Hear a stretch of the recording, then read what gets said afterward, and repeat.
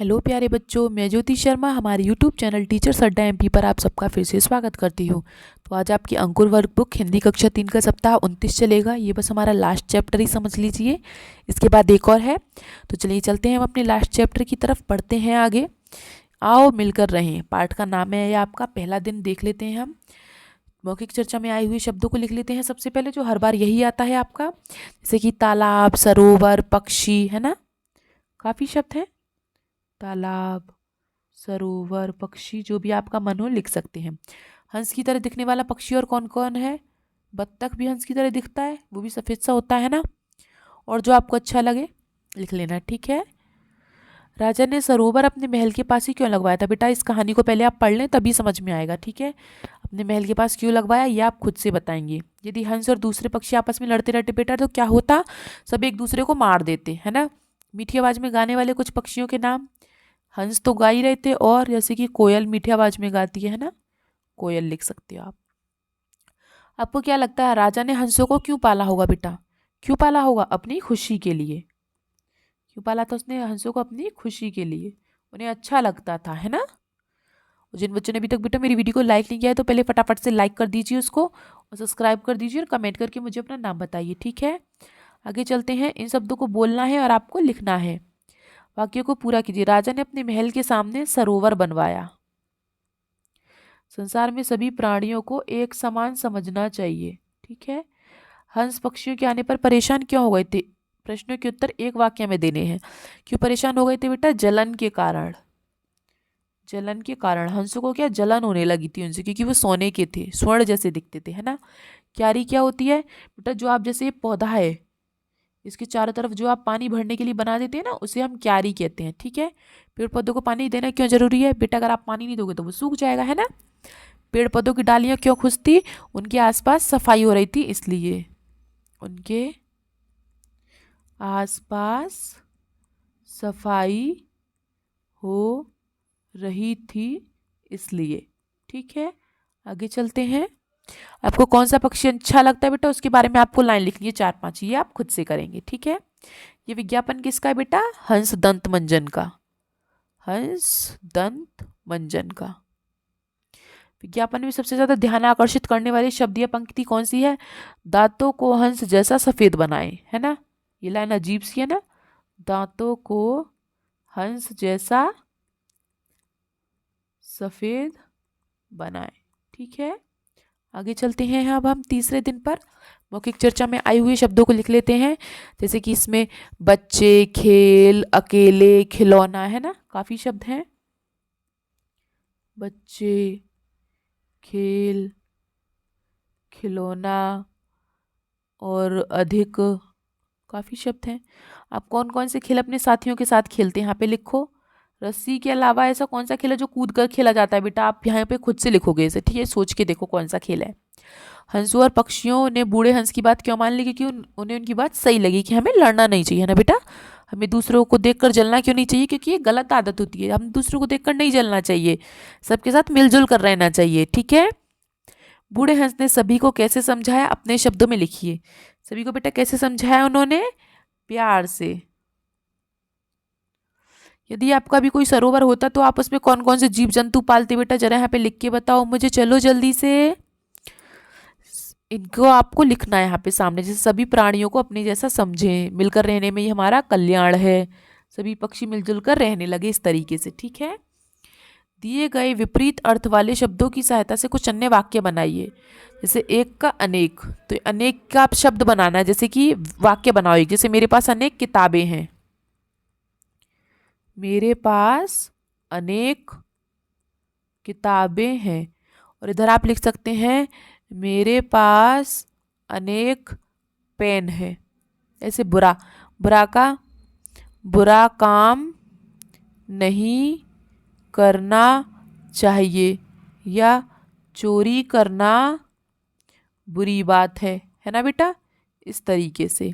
फिर ज़्यादा का कम, कम का आप लिख सकते हैं हमें कम खाना चाहिए, हमें कम खाना चाहिए। और दूसरा आप लिख सकते हैं कि हमें कम खेलना चाहिए, है ना बेटा। खेलना चाहिए लेकिन इतना नहीं कि सुबह से शाम तक खेल रहे हो, ठीक है। आगे चलते हैं। आपको कौन सी मिठाई पसंद है? जब बताओ बेटा मुझे।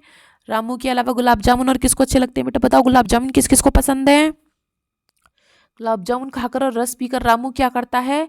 बर्तन को जीभ से चाटता है। बर्तन को जीभ से चाटता है। ठीक है। कल्पना कीजिए कि आप किसी खेल टीम के कप्तान हैं, तो आप क्या चाहते हैं आपकी टीम कैसी हो, तो आप कैसे जीतेंगे? बताओ बेटा क्या क्या नियम बनाएंगे? तो जैसे कि साथ मिलकर खेलना चाहिए, साथ मिलकर खेलें। दूसरा, मन लगाकर खेलें, मन लगाकर खेलें। और एक दूसरे को नीचा ना दिखाएं, है ना? एक दूसरे को नीचा ना दिखाएं। और बेटा जो आपको अच्छा लिख रहा हो आप अच्छा लिख लो। ठीक है, 3 लाइन मैंने लिखवा दी। साइन बोर्ड में क्या दिखाया गया है बेटा? ये पैदल पथ, पैदल पथ। और लिखी सूचना में क्या करने को कहा गया है? धीरे चलने के लिए, धीरे चलो। ठीक है, आगे चलते हैं अब हम अगले पाठ पर अपने। देखिए अगले पाठ में शब्द कौन कौन से आए हैं, जैसे कि कल्पना, शिक्षक, विद्यालय। कल्पना, शिक्षक, विद्यालय। ठीक है, आप बड़े होकर क्या बनना चाहते हैं बेटा? यहाँ पे लिख के बताओ मुझे। अपने किसी तालाब के आसपास कुछ पक्षियों टीवी में जरूर देखा होगा बेटा। यहाँ पे आपको 2 पक्षियों के नाम लिख के दिखाओ मुझे, जैसे कि तोता, मैना, कबूतर, कुछ भी। ठीक है, इनको आप खुद से पढ़ेंगे। यहाँ हम लिख लेते हैं, आओ मिलकर कहें। कहानी से जुड़े शब्दों को छांट कर लिखना है। कहानी में कौन कौन से शब्द आए हैं इसमें से बेटा? एक आया राजा और पक्षी, महल और सरोवर और झगड़ा, हंस। बस यही शब्द तो आए। ठीक है, आगे चलते हैं। वाक्यों को पूरा कीजिए। दैनिक, दैनिक का मतलब होता है बेटा एक दिन में होने वाला, एक दिन में होने वाला। मतलब जो कार्य हुआ हो, जो कुछ हुआ हो आपके साथ। थलचर, थलचर मतलब धरती पर रहने वाला, धरती पर रहने वाला। प्राणी, प्राणी मतलब मनुष्य। ठीक है, आगे चलते हैं। गड्ढे में कौन गिर गया? बूढ़ा आदमी। कौन गिर गया था बेटा? बूढ़ा आदमी। एक बंजारा तालाब के किनारे क्यों गया था? पानी पीने के लिए। एक आदमी था जो घोड़े पर बैठकर गया था, उसे रास्ते में प्यास लगी तो पानी पीने गया। घोड़े पर बैठकर कौन जा रहा था? बंजारा। उसने देखा कि गड्ढे में एक बूढ़ा आदमी गिर गया। गड्ढे में कौन गिर गया? बूढ़ा आदमी। ठीक है बेटा, आगे चलते हैं। ऐसी कोई घटना के बारे में लिखिए जो आपने मिलजुल कर की हो। आपने कोई ऐसा काम किया जो किसी के साथ किया हो और फिर आपकी तारीफ हुई हो, तो वो वाला काम लिखना है। ठीक है, दिए गए स्लोगन से हमें क्या करने की सलाह दी गई है बेटा? बीमारियों से बचने की, बीमारियों से बचना और साफ सफाई का ध्यान रखना, साफ सफाई का ध्यान रखना। ठीक है, बीमारियों से बचना और साफ सफाई का ध्यान रखना। गंदगी के कारण बेटा कौन कौन सी बीमारी हो सकती है आपको? खांसी, जुखाम, टाइफाइड, मलेरिया, बहुत सारी चीज़ें होती हैं। गंदगी से मच्छर होता है और मच्छर से आपको हैजा हो जाएगा, है ना? बहुत सारी चीज़ें होती हैं, मक्खी से, मच्छर से। आप खुद करेंगे। आगे चलते हैं हम चौथे दिन पर। देखिए मौखिक चर्चा में आए हुए शब्दों को देखकर लिख लेते हैं हम, जैसे कि क्या क्या है? पक्षी है, मौका है, खूबी है ना? पक्षी, मौका, खूबी और पसंद। सबके बीच में बेटा कोमा लगा दिया करो। ये क्या है? सुबह सवेरे घर की छत पर करता काँव काँव, काले रंग में रंगा है पंछी मिलती गाँव गाँव। मतलब कि ये क्या है बेटा? कौवा। ठीक है, अपने आसपास के किन्हीं दो पक्षियों के नाम लिखिए जो ऊंचा नहीं उड़ सकते, जैसे तोता, कबूतर, मैना। आप खुद लिखेंगे। ठीक है, सुंदर पक्षी सरोवर छोड़कर क्यों नहीं जाना चाहते थे? क्योंकि बेटा बहुत पहले से रह रहे थे वो सरोवर में, है ना? उनका भी मन था वहां रहने का। राजा को कैसे पता चला कि सरोवर, उनके बीच में लड़ाई हो गई है पक्षी और हंसों के बीच में? क्योंकि वो दोनों आपस में बहुत जोर जोर से लड़ रहे थे और राजा बहुत दुखी हो गया था, है ना? आप हंसों और पक्षियों के झगड़े का निपटारा किस प्रकार करते? उन्हें समझाकर, समझाकर। ठीक है, कसोसर मतलब सरोवर, सीधा करके लिखना है। इड़ाल मतलब लड़ाई। इसका बनेगा आपका उनके और इसका पक्षियों। ठीक है बेटा, आगे चलते हैं हम लोग।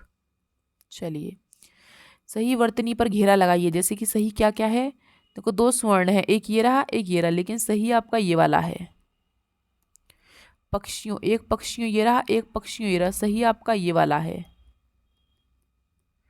धनंजय, एक ये रहा एक ये रहा, और सही आपका ये वाला है। वहां एक ये रहा एक ये रहा, और सही आपका ये वाला है। फिर उनके, उन्हें, ये गलत है और ये वाला सही है। फिर है अड़, ये वाला गलत है ये वाला सही है। ठीक है बेटा, आगे चलते हैं हम लोग। जापान की यात्रा कौन कर रहा था? स्वामी रामतीर्थ। रामतीर्थ फल क्यों तराश रहे थे? क्योंकि बेटा उन्हें भूख लगी थी। ठीक है, जब रामतीर्थ को फल नहीं मिला तो उन्होंने क्या कहा कि शायद जापान में फल नहीं मिलते। उन्होंने ऐसा क्यों कहा? क्योंकि उन्हें वहाँ फल नहीं मिले। ठीक है, आगे चलते हैं हम लोग। यहाँ पर आप एक चित्र, कोई मजेदार नाम सोचकर कहानी से जुड़े किसी भी पात्र का, वस्तु का चित्र बनाइए। यहाँ पे किसी का भी, राजा का, सरोवर का, हंस का, किसी का भी। ठीक है, और उसमें रंग भरिए। दिया गया मोबाइल संदेश कौन से ग्रुप से है? प्राइमरी समूह से। ये मोबाइल संदेश किसने भेजा है बेटा? रमेश सर ने। ये मोबाइल संदेश कितने बजे आया है? 4:15 पे PM।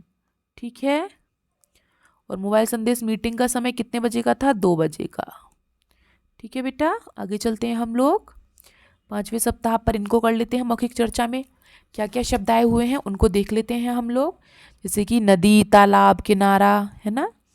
नदी, तालाब, किनारा। नदी या तालाब के पास जाते समय क्या सावधानी रखनी चाहिए बेटा? ज़्यादा पास नहीं जाना चाहिए, ज़्यादा पास नहीं जाना चाहिए। या उसमें पत्थर नहीं फेंकना चाहिए, कचरा नहीं डालना चाहिए, है ना बेटा। काफ़ी चीज़ें हैं। दूसरों को कष्ट क्यों नहीं पहुंचाना चाहिए? कष्ट पहुंचाना बुरी आदत है। ठीक है, ये गलत आदत होती है बेटा। ठीक है, आगे चलते हैं हम। सरल शब्द लिखना, जैसे मधुर का मीठा, कल्याण का भला, स्वर्ण का सोना, और सरोवर का तालाब। ठीक है बेटा, अब आगे चलें हम लोग। चलिए, जैसे मेरा दोस्त बहुत होशियार है, मेरी सहेली की आवाज़ बहुत मधुर है, कोई का रंग काला है, नदी का पानी खारा है। इस तरीके से इनमें हमको भी खालिस्तान भरना था। ठीक है, दोनों मित्रों ने लोगों को बचाने के लिए क्या क्या तरीके अपनाए बेटा? एक गांव में क्या बाढ़ आ गई थी, तो 2 मित्र थे, उन्होंने सबकी रक्षा की। तो बेटा उन्होंने क्या क्या तरीके अपनाए होंगे? करे होंगे बेटा कुछ काम उन्होंने, है ना। बहुत सी चीजें करी होंगी उन्हें बचाने के लिए लोगों को। आपको क्या लगता है, दोनों मित्रों को तैरना आता होगा बेटा? हाँ आता होगा, तभी तो बचाने के लिए गए थे, है ना। रस्सी के अलावा डूबते लोगों की जान कैसे बचा सकती है बेटा? यह आप खुद से करेंगे वाला क्वेश्चन। यदि आप कहीं घूमने गए हैं और जहाँ अधिक पेड़ पौधे लगे हैं, जहाँ आप कहीं ऐसी जगह घूमने गए जहाँ अधिक पेड़ पौधे हों, तो उनके बारे में बेटा आप लिखिए यहाँ पे खुद से। ठीक है, दी गई सूचना पटल किसके संबंध में है बेटा? ये जाति के बारे में बताया गया है इसमें, किसमें कितनी जाति है। ठीक है, यह सूचना पटल कौन से जिले में है? बड़वानी जिले में। देखो इसमें लिखा है बड़वानी जिला। और ये रमा देवी कौन से गांव की सरपंच है? सुनारपुर, सुनारपुरा की। ठीक है, चलो लिख लेते हैं बड़वानी। और रमा देवी कौन से गांव की सरपंच है? सुनारपुरा की। ठीक है बेटा, आगे चलते हैं हम लोग। 6ठे दिन पर देखिए, मौखिक चर्चा में आए हुए शब्दों को लिख लेते हैं कि उसमें क्या क्या आया है।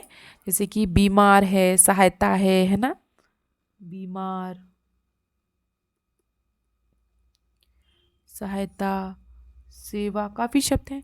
हमें अक्सर हो जाने वाली 2 बीमारी, हैजा, खांसी, जुकाम, बुखार, काफ़ी बीमारियां हैं जो हमें अक्सर होती रहती हैं। ठीक है, आगे चलते हैं। सरोवर में किसके बीच लड़ाई हो रही थी बेटा? हंस और सुंदर पक्षी के बीच में। सरोवर के पक्षियों किसने समझाया था? बूढ़े हंस ने। राजा को किस बात का दुख था?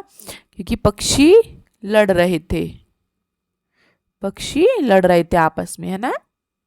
चलिए, सही या गलत लिखना है। सोने के पंख स्वर्णकाया वाले पक्षी छोड़ते थे? नहीं, जो सोने के पंख थे वो साधा हंस छोड़ते थे। ठीक है बेटा, तो ये गलत। कंचनपुर के राजा का नाम मृत्युंजय था? गलत, उसका नाम धनंजय था। बूढ़े हंस ने कहा कि मिलजुल कर रहना चाहिए, सही। सभी पक्षी शांतिपूर्वक रहने लगे, सही। राजा ने सरोवर के सामने महल बनवाया, गलत।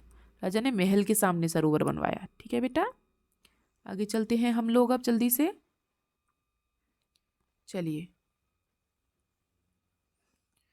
पंख, पंख कैसे हैं? सुनहरे। कोआ काला, तारे चमकीले, और कपड़े मैले। ठीक है बेटा, आगे चलते हैं। टुकटुक को क्या नहीं मिल रहा था? मूंगफली। चूहे को क्या खाना पसंद था? टुकटुक कौन था बेटा? एक चूहा था। चूहे को क्या खाना पसंद था? मूंगफली। उसे जंगल में मूंगफली नहीं मिल रही थी। ठीक है, रतनगढ़ में रहने वाले जंगलों में मांसाहारी जानवरों के नाम लिखिए। इस कहानी में जो आए हैं उनमें से मांसाहारी जानवर लिखने हैं आपको, जैसे कि हिरन। ठीक है, सॉरी दोबारा लिख देती हूँ। हिरन, गीदड़, और हाथी तो पत्ते खाता है, चीता ले लो, चीता, और मगर। और 1 मिनट में आप कितने शब्द पढ़ लेते हैं बेटा? यहाँ पे लिख के बताओ मुझे जरा। आपको बेटा कहानी ऐसी कैसी लगी है, कौन सा पात्र अच्छा लगा, वो आप यहाँ पे लिखेंगे। ठीक है, समाचार पत्रों में किस बात के लिए विज्ञापन दिया गया था बेटा? दीवान के लिए। एक क्या चाहिए था उनको? दीवान। ठीक है, आगे चलते हैं। उम्मीदवारों को 1 महान तक किस लिए रुकने के लिए कहा गया था? 1 महीने तक रुकने के लिए किस लिए कहा गया था उनको? जैसे कि उनका रहन सहन, आचार विचार देखने के लिए। रहन सहन और आचार विचार देखने के लिए। ठीक है, आगे चलते हैं हम लोग। यहाँ पे आप खुद से करेंगे और एक चित्र बना लेना अच्छा सा सुंदर सा। ठीक है, जिन बच्चों ने बेटा अभी तक मेरी वीडियो को लाइक नहीं किया बेटा, प्लीज़ पहले लाइक करो, शेयर करो, सब्सक्राइब करो। ठीक है, और मेरी वीडियो को देखने के लिए आप सबका बहुत बहुत धन्यवाद। मिलते हैं आपसे अगली क्लास में, तब तक के लिए आपका दिन शुभ हो।